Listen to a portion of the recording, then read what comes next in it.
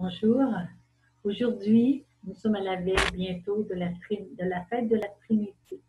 Je m'appelle Monique La Rochelle, j'étudie en théologie, je me suis toujours passionnée pour la théologie et pour la parole de Dieu. Et aujourd'hui, je veux vous faire un court enseignement sur la Trinité qui est la base de notre foi. Vous savez que c'est le dogme ou la vérité principale de notre foi chrétienne. Donc, quand j'ai été baptisée, Jésus avait dit à ses apôtres, baptisez-les au nom du Père et du Fils et du Saint-Esprit. Donc, déjà, nous avons été enserrés, enveloppés dans le manteau d'amour de la Trinité. Nous étions des petits-enfants pour la plupart, quelques adultes aussi, qui ont eu la grâce de pouvoir connaître le Seigneur Jésus. Alors, nous avons tout de suite, par l'Esprit Saint, été mis en contact avec le Père, notre Père qui est dans les cieux. Et aussi, nous avons été mis en contact avec Jésus, notre grand frère, le Fils de Dieu. Et l'Esprit, qui est une personne, lui, il est celui qui nous met en contact et qui nous rend possible comme humains, êtres humains pécheurs, de pouvoir contacter, faire l'expérience vécue de la rencontre avec le Père, avec Jésus et avec lui-même. Vous savez, dans notre foi, on fait l'expérience de la Trinité. Il y a des saints qui se sont vus dans la Trinité. Dans la fin de leur vie, spirituellement, mystiquement, ils ont eu l'expérience d'être en Dieu. Mais dans notre foi, on le sait que c'est ce que nous vivons par notre baptême. Comment cela se fait-il? C'est que Jésus, notre grand frère qui est mort sur la croix, il a pris sur lui notre chair humaine, notre condition humaine qui est aussi une condition de pauvre pécheur. Il l'a pris sur la croix. Il a fait l'expérience d'être séparé de son Père. Car le pécheur, lui, choisit d'être loin de Dieu. Et des fois, il ne le choisit pas trop consciemment parce qu'il il choisit son plaisir, il choisit son pouvoir, il choisit de paraître. Mais Jésus, lui, quand il a vécu l'expérience de porter tous nos péchés, il a vu aussi par expérience, dans la souffrance, que Dieu n'était pas avec le péché. Et lui, comme Dieu, avait dit à son Père, « Père, me voici, envoie-moi. » On le sait dans la lettre, dans l'écrit d'Isaïe, au chapitre 6, 7, comment Dieu se disait, qui enverrai-je vers mes enfants qui se perdent? Alors lui, il a dit, « Envoie-moi. » C'était le prophète Isaïe, mais en vérité, c'est Jésus, seul qui peut être envoyé. Il est l'agneau de Dieu qui enlève le péché du monde. Et cet agneau, devant le Père, a porté les péchés. Mais vous pourriez dire, mais le Père n'est pas gentil d'avoir fait souffrir tant son Fils. Non. Jésus dit, il n'y a personne qui m'enlève la vie. C'est moi qui la donne.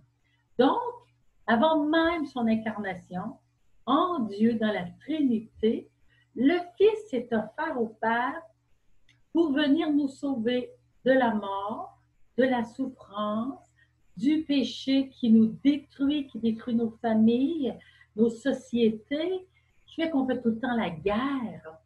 Jésus s'est offert et d'ailleurs, il le dit avant de partir, je vous laisse ma paix, pas la paix du monde, ma paix à moi. Il a payé cher cette paix que nous pouvons goûter dans nos cœurs, cette joie qu'il a toujours, la joie de l'amour.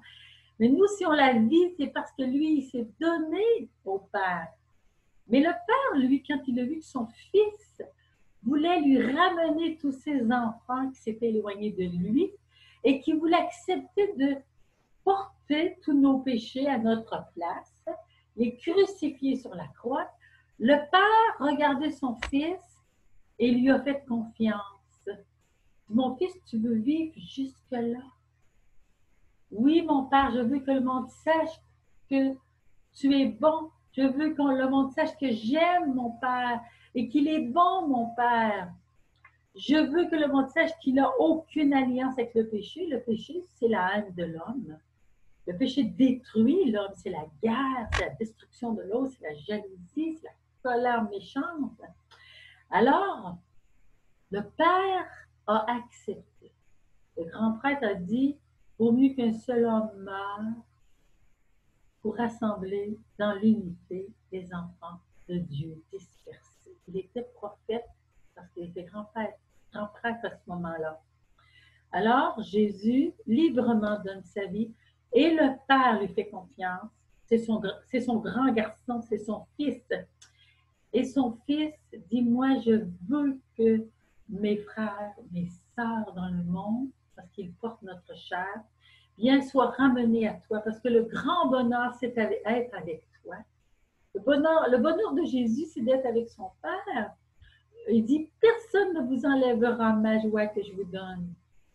Alors, cette joie de l'amour qui est dans le Père est dans le Fils.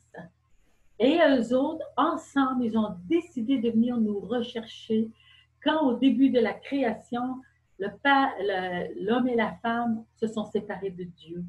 Et ils se sont laissés séduire par l'ennemi de tous les hommes qui les a trompés et qui leur a fait croire que Dieu était mauvais, que Dieu préférait ses intérêts à ceux des humains.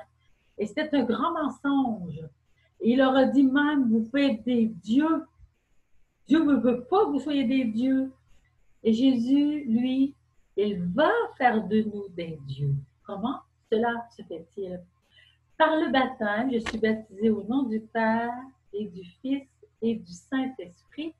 Je suis introduit dans la divinité qu'est la Trinité. La divinité, ce n'est pas un seul Dieu tout seul. C'est un seul Dieu, 3 personnes. Et qui est famille. C'est une famille. Et nous sommes dans le Fils. Dans la lettre aux Éphésiens, Saint Paul nous dit, nous sommes adoptés comme enfants dans le Fils unique. Alors, l'Esprit Saint, quand il crie dans nos cœurs, dans la lettre aux Romains au chapitre 8, où il dit, l'Esprit crie en nos cœurs, Abba, Papa, c'est que je suis vraiment son enfant. Il atteste à mon esprit, à mon cœur, que je suis l'enfant de Dieu. Est-ce que tu as déjà fait cette expérience? Moi, par grâce, j'ai fait cette expérience. Un jour, j'étais dans une maison de prière. J'étais une jeune de 23 ans. Je faisais partie d'un groupe de jeunes. Et il y avait une femme charismatique remplie de l'Esprit Saint qui m'a dit, j'étais vers 9h, 9h30 du soir dans la chapelle, elle m'a dit, Monique, le Seigneur me demande de t'imposer les mains. Ah ben, j'ai dit, vas-y. Alors, elle prie, et puis, elle demande l'Esprit Saint, elle prie. Moi, je ne sais pas trop qu'est-ce qu'elle demande, je ne m'en souviens plus. Ce que je sais, c'est que le lendemain, j'étais remplie de l'amour du Père et l'Esprit Saint me mettait en contact intime avec le Père et je l'appelais Papa. L'Esprit Saint avait beau vouloir me faire appeler Abba, Père, mais si moi, je n'avais pas fait l'expérience que Dieu, c'est mon Père, comment est-ce que je me serais laissée aller à l'appeler Papa? Alors, dans notre groupe de prière de jeunes, voilà que je me mets à dire Papa à Dieu. C'est pas difficile parce que je le vivais. Je vivais d'être sur le cœur du Père et que j'étais son enfant. Je l'ai vécu plusieurs fois après, dans les années qui ont suivi. Ma plus grande expérience était à 30 ans, 31 ans.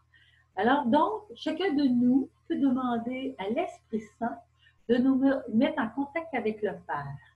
Philippe, il lui a demandé, Jésus dit, Jésus, fais-moi connaître le Père, cela nous suffit. On veut le connaître. Jésus dit, qui me voit, voit le Père. C'est que Jésus a une paternité d'amour et un fils qui ressemble à son père devient père. Vous savez ça, hein? Quand le père a éduqué son fils à prendre ses responsabilités, quand il lui a transmis tout ce qu'il avait, tout ce qu'il savait, et dans sa vieillesse, il a dit maintenant, prends la compagnie, je sais que tu es capable d'être responsable, moi maintenant je suis trop vieux. Alors le Père du ciel, lui, il a dit à son fils Jésus, Je te confie tous les hommes, je te les donne tous pour que toi tu me les ramènes. Alors Jésus avait une très grande responsabilité. Comme fils de l'homme, il a pris notre chair et il devait nous ramener au Père parce que au début de la création, l'être humain s'est coupé du Père. Il a arrêté de donner sa confiance en Dieu. Et l'ennemi, qu'on appelle le prince de ce monde, a pris sa place et il a trompé les hommes dans toutes les nations, dans toutes les langues. Il s'est fait adorer, lui, dans les idoles de pierre, de bois. Et il s'est fait sacrifier des enfants. Il voulait être le Seigneur et le Maître du monde. Et les humains étaient dans la peur. Il y en a encore qui sont dans la peur de celui qui nous maintient sous cet esclavage, un pouvoir méchant. Mais le Père n'est pas comme cela.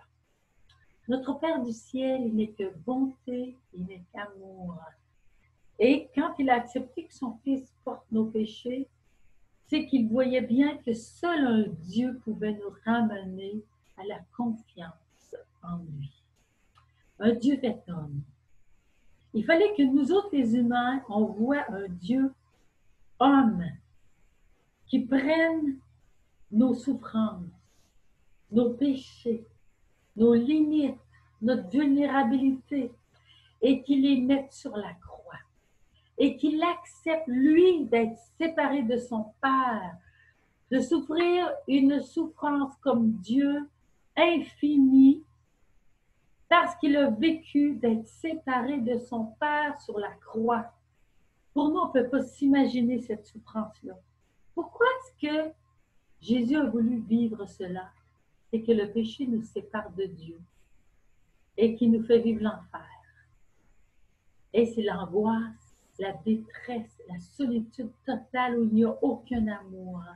Jésus l'a vécu sur la croix et il a continué d'espérer en son Père, de mettre sa confiance dans son Père. Mais il dit, Père, pourquoi m'as-tu abandonné? Notre Père du ciel a abandonné l'état de péché que lui portait. Il ne peut pas faire alliance avec le mal que nous faisons, que les humains font. Parce que le mal détruit l'homme et détruit sa création. Il fait du mal à ses petits-enfants. Dieu ne peut pas vouloir cela. Et ce n'est que Jésus, Fils de Dieu, qui pouvait réparer ce mal en prenant sur lui par sa chair chacun de nos péchés de la chair, de l'esprit humain, de notre affection humaine, de notre psychisme humain. Il a tout pris sur lui et il a été crucifié. C'est-à-dire que lui a renoncé en notre nom à tout mal. Et il a choisi d'aimer. Même s'il sentait la séparation de son Père, lui, en notre nom, a continué de faire confiance. Parce qu'il savait que son Père, il est amour et bonté, miséricorde. Et à la fin, dans la grande détresse qu'il expérimentait, il a fait un acte d'amour total en son Père et d'abandon. Père, je remets mon esprit entre tes mains.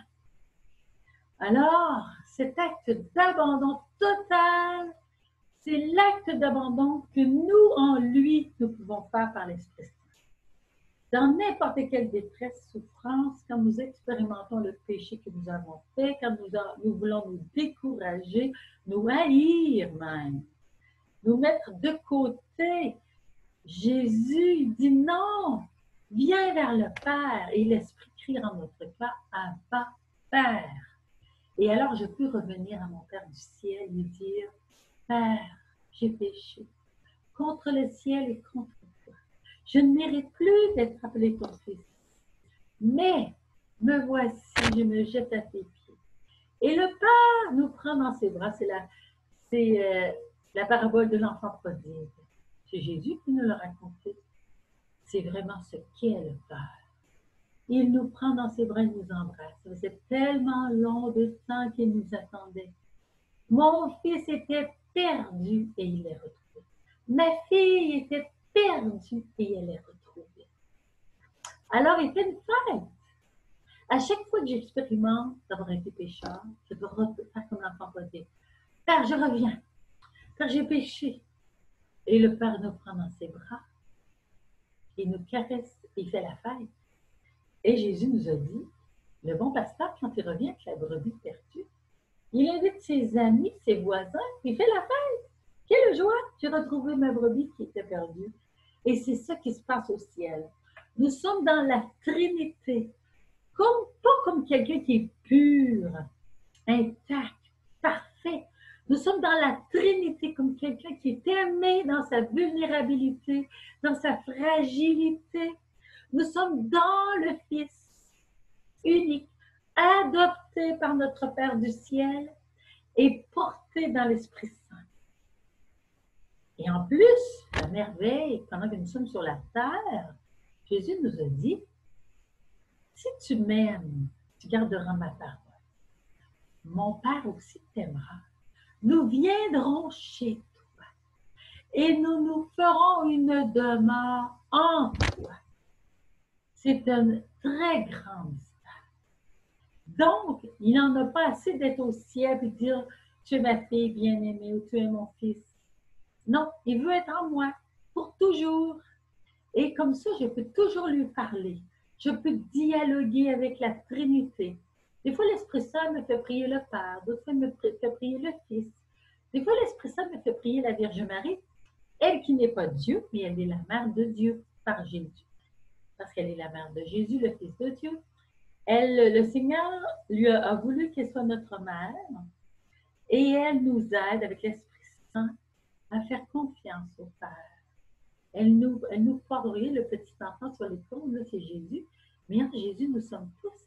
Elle nous porte et elle nous offre au Père du ciel. Et elle nous aime autant qu'elle a aimé son Fils. Jésus nous dit que son Père nous aime du même amour qu'il l'aime, lui. Parce que nous sommes dans le Fils. Est-ce qu'on y croit? Est-ce qu'on y a fait déjà l'expérience? Si on n'en a pas fait l'expérience, c'est la fête de la Trinité.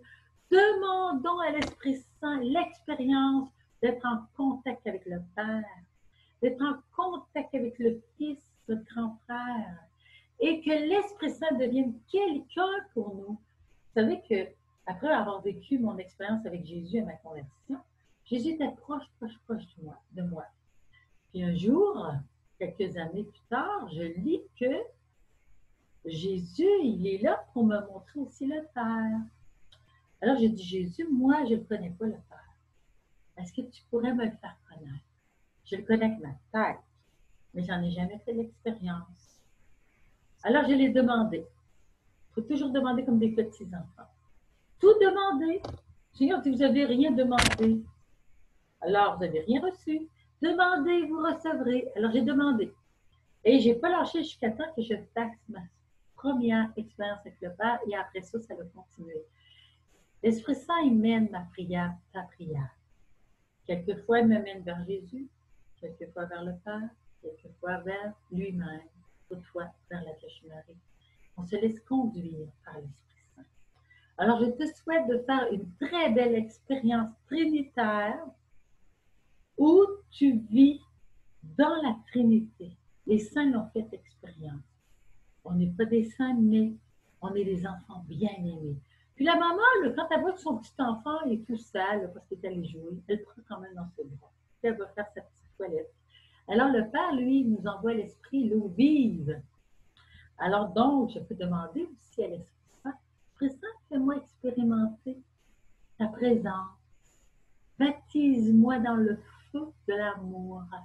Remplis-moi des eaux vives qui me purifient, que je sois digne d'être l'enfant du Père, mais je ne serai pas digne jamais par moi-même, par le sang du Fils que je serai digne. Et c'est le Père qui m'a donné le sang de son Fils. Alors, voyez-vous, il n'est pas là pour me condamner. Quelquefois, on a peur du Père parce que c'est l'autorité. Mais cette autorité-là, elle m'a donné Jésus. Elle m'a donné le sang de son Fils pour que je sois pardonnée. La seule chose qu'il me demande, c'est de venir à lui. Père, j'ai péché contre le ciel et contre toi. Reconnaître la vérité. Et la vérité va me rendre libre. Et le Père va m'embrasser, va me donner son Esprit Saint, va me laver dans l'Esprit Saint. Il va me faire entrer dans la présence trinitaire et je vais goûter en moi-même, dans ma prière, cette paix que vit la Trinité, cette joie que vit la Trinité en lui-même. Alors ne crains pas. Oh!